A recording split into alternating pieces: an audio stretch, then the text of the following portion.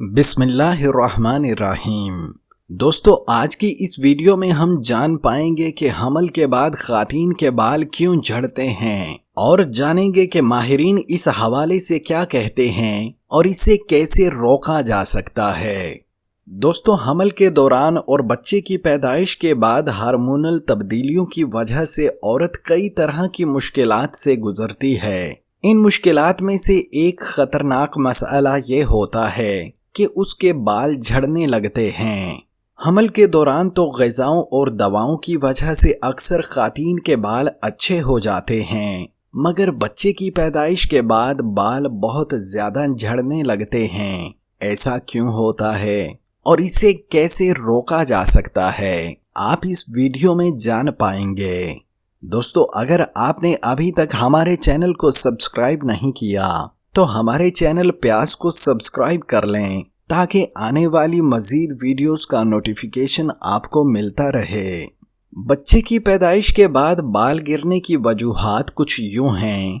کچھ ایسے ہارمونز حمل کے دوران بڑھ جاتے ہیں جس سے بال مضبوط اور اچھے ہوتے ہیں، جبکہ بچے کی پیدائش کے فوراً بعد ان ہارمونز کی تعداد بہت تیزی سے کم ہوتی جاتی ہے، جس کی وجہ سے بہت سے بال جھڑ جاتے ہیں۔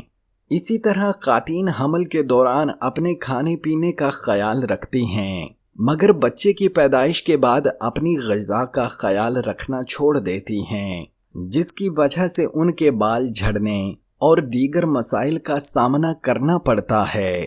اسی طرح خواتین بچے کی پیدائش کے بعد اپنی نیند پوری نہیں کر پاتی کیونکہ بچہ ان کو جگاتا ہے، جس کی وجہ سے ان کے بال، جلد اور آنکھیں متاثر ہوتی ہیں۔ اور پھر یوں ہوتا ہے کہ بچے کی پیدائش کے بعد عورت کے جسم میں خون کی روانی کم ہو جاتی ہے اور خون گاڑھا ہونے لگتا ہے، جس کی وجہ سے بالوں کی نشوونما اور مضبوطی متاثر ہوتی ہے۔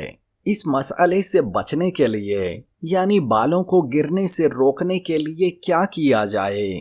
خواتین کو چاہیے کہ بچے کی پیدائش کے بعد اپنی غذا کا خیال رکھیں، نیند پوری کریں، بالوں میں تیل لگائیں، زیادہ گرم پانی سے مت نہائیں، اور اپنے بچے کے ساتھ ساتھ اپنا خیال رکھنا نہ بھولیں۔